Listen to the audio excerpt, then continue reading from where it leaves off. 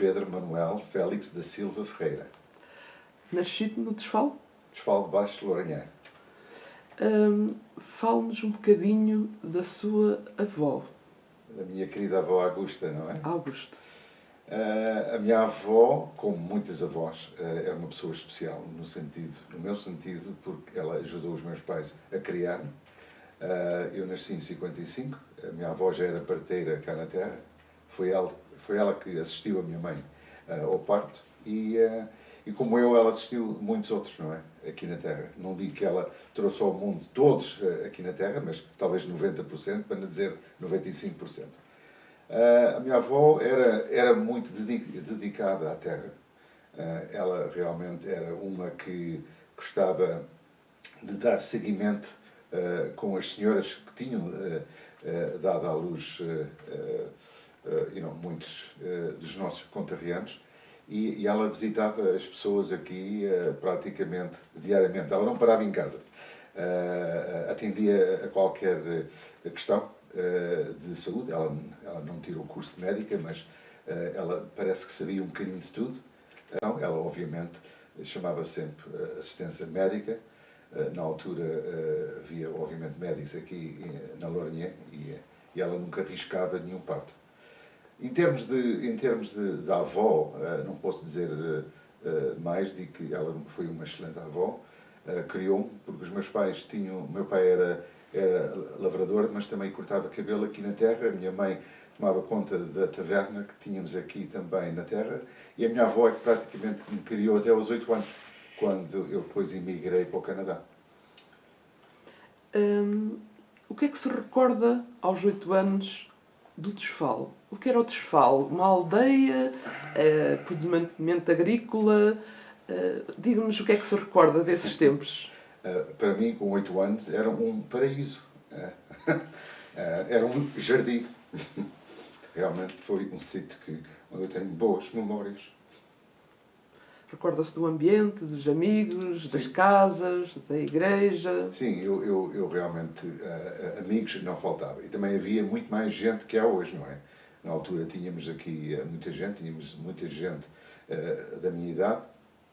E ainda fiz a primeira classe cá no Canadá. Então fiz amigos na escola e tinha sempre amigos, porque os meus pais, como tinham ido para o Canadá antes de mim, de vez em quando eles me davam brinquedos para eu brincar, e eu não vou dizer que eu era a criança com os melhores brinquedos, mas muitos daqueles que de cá não tinham, infelizmente, ou felizmente, porque eu não vivi com os meus pais por 4 anos, e eles tinham os pais, não é?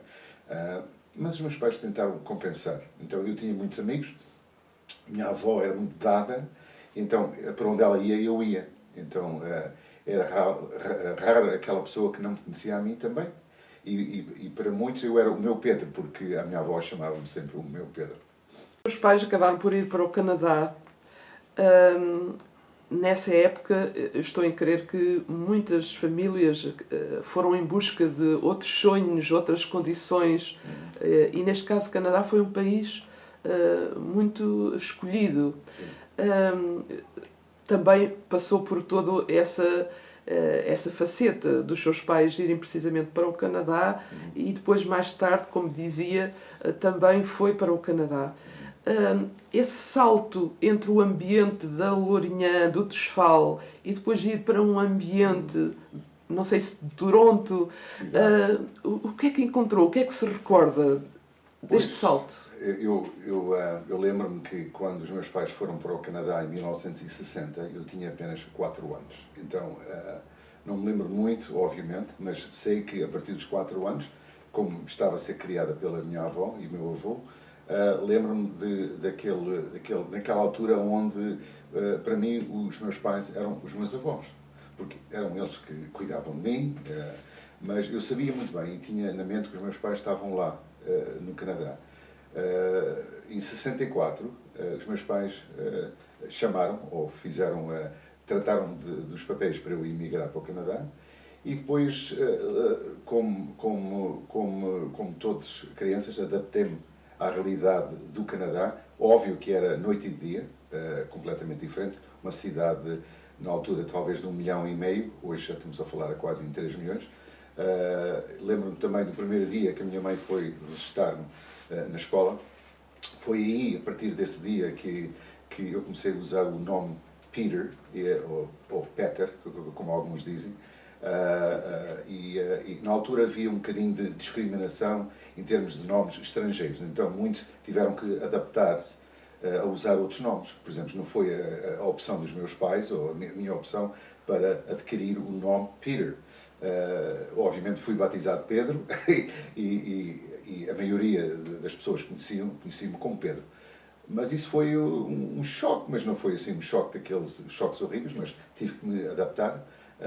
Na altura, obviamente, os meus pais tiveram também que começar a lidar com um filho com quem eles não tinham nada por 4 anos. Certeza que isso também custou aos meus pais, também certeza que não foi fácil viver longe de um filho. O que valeu é que a minha irmã, que tinha 1 ano, foi com eles em 60, porque na altura os meus pais não queriam subcarregar os meus avós com 2 crianças, porque a ideia deles era fechar a taverna por 1 ano e a barbaria e voltar ao fim de 1 ano. A ideia era essa, só que isso nunca se realizou, óbvio, porque já acabaram os 2 de morrer lá no Canadá e viveram lá praticamente a vida toda. A minha mãe tinha 24 anos quando foi para lá, meu pai tinha uns 28, jovens, não é? E já morreram velhos, não é? O Peter, ao entrar na escola, pronto, também com certeza uma escola diferente da escola do Tosfal, a sua parte académica, como é que foi? Conte-nos como é que foi encontrar uma escola diferente, alunos diferentes e depois também o desejo de estudar, de ir crescendo, digamos assim. Sim. Nós lá, obviamente, falamos inglês em Toronto, quer dizer, a maioria fala inglês. Canadá é um país com 2 línguas, mas eu aqui, eu tinha 8 anos, não falava inglês nenhum, nem francês.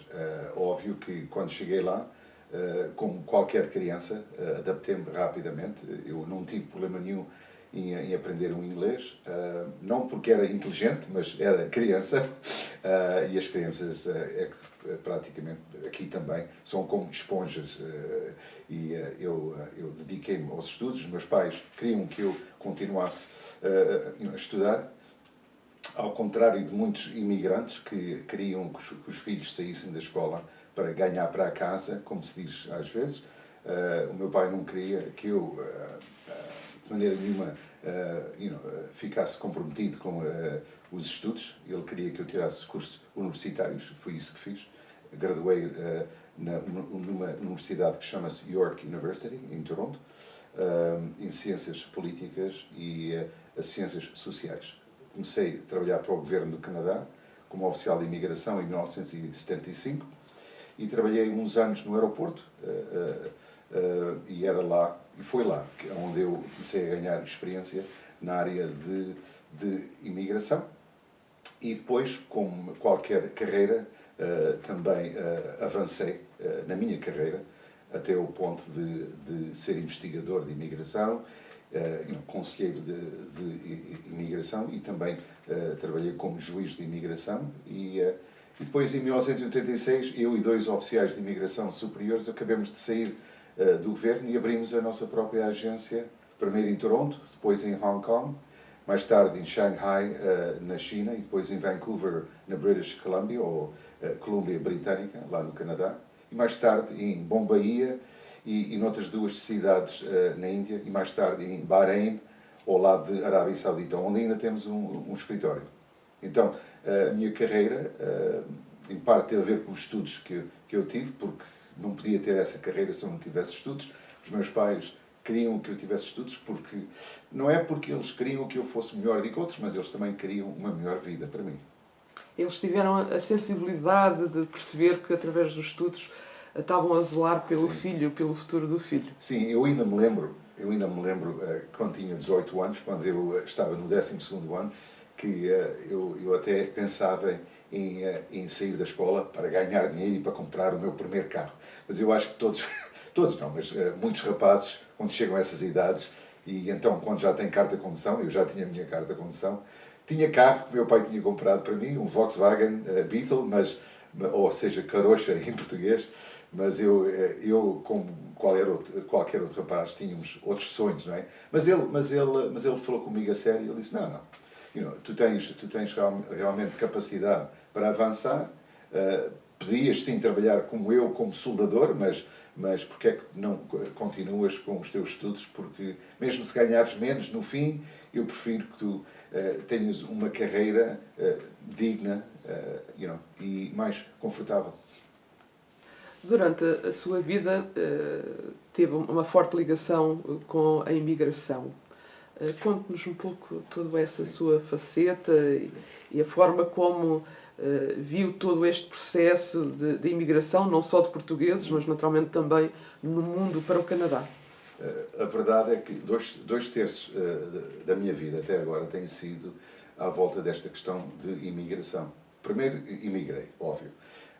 Depois de acabar os meus estudos, comecei a trabalhar para o Departamento de Imigração. Óbvio que para o Governo do Canadá tínhamos que seguir umas regras e leis, obviamente. Às vezes podia-se ajudar certas pessoas, quando eles podiam reunir as condições, e quando não podiam reunir as condições, óbvio que eu tinha pouco ou nada que podia fazer.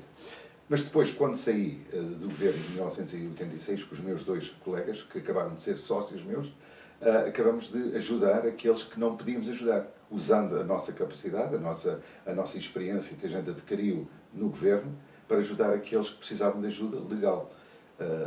Todos os nossos clientes são pessoas que querem se legalizar, óbvio, porque muitos qualificam porque têm as condições, podem reunir as condições do dia, outros não, uns são presos. Ajudávamos não só aqueles que foram presos, mas também aqueles que se entregavam de livre vontade, ou aqueles que às vezes faziam uma aplicação errada, às vezes com a ajuda de advogados e outros, e nós muitas vezes tínhamos que tentar resolver a situação deles. Às vezes conseguimos, às vezes não, mas uma coisa é certa, além destes anos que eu tenho trabalhado em prol da imigração, a gente realmente temos feito tudo e o máximo para ajudar quando temos alguém à nossa frente que não tem maneira nenhuma de qualificar e de ir longe com a sua aplicação, nós acabamos de explicar a ele porquê e infelizmente muitas vezes, mesmo ao fim dessa explicação, muitos acabam de ser enganados por outros, mas a partir daí eu também já não posso de maneira nenhuma controlar essa situação. Mas a realidade é que eu e os meus sócios temos legalizado milhares de pessoas, centenas daqui também do nosso Conselho da Lourinhã e também concelhos arredores ou concelhos vizinhos.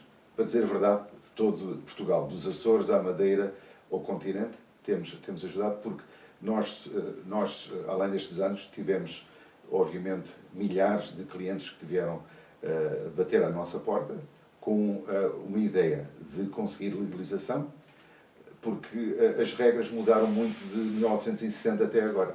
Porque não é como os meus pais foram para o Canadá, através de uma carta de chamada, hoje já não há carta de chamadas, temos muita gente lá no Canadá que tem aqui familiares, e esses familiares muitas vezes não têm meios de emigrar para o Canadá. São esses que vêm ter connosco e os bem qualificados, os engenheiros, os médicos, as enfermeiras e outros que vêm ter connosco, porque mesmo esses também precisam da nossa ajuda. Depois de todos estes anos, como é regressar ao Tesfal? É um regresso às origens? Sim, regressar ao Tesfal sempre foi. Mesmo quando eu regressava, quando era menor, queria, obviamente, sempre voltar. Queria ver os meus amigos, queria ver os meus avós e familiares. E os meus pais eram daqueles que realmente facilitaram isso. Era raro o verão que eu não vinha cá com a minha irmã. Ficámos com os meus avós, que ainda estavam cá. Depois, como adulto, também tentei fazer o mesmo aos meus filhos, trazê-los cá também, para eles verem realmente que isto aqui realmente é um sítio desconhecido por muitos, mas realmente é um sítio muito acolhedor. E eles começaram mesmo a gostar não só de Lourinhã, mas também de Portugal. E eles já vieram muitas vezes a Portugal, gostavam de vir mais, mas como adultos agora eles também têm as obrigações. O meu filho também trabalhou comigo e agora está à frente da agência. Mas ele sonha em vir, vai ser pai agora em setembro e já está a planear em vir com o filho ou a filha em maio do ano que vem. Então isto realmente é regressar a casa.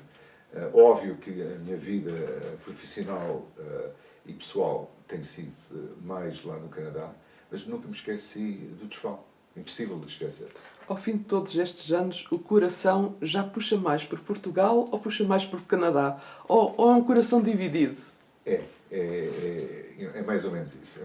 É um coração realmente que quer estar nos dois lugares ao mesmo tempo, que é impossível, óbvio. A partir deste ano, espero passar mais tempo cá ainda. Vou entrar na reforma e quero realmente ver mais de Portugal, porque Portugal, e não só Portugal, aqui o nosso Conselho também tem muito para ver. E estou em casa quando estou aqui na Lourinhã, sinto-me bem, muita gente me conhece, todos se tratam bem e eu acho que para o futuro vou passar mais tempo cá. Muito obrigada. Obrigado.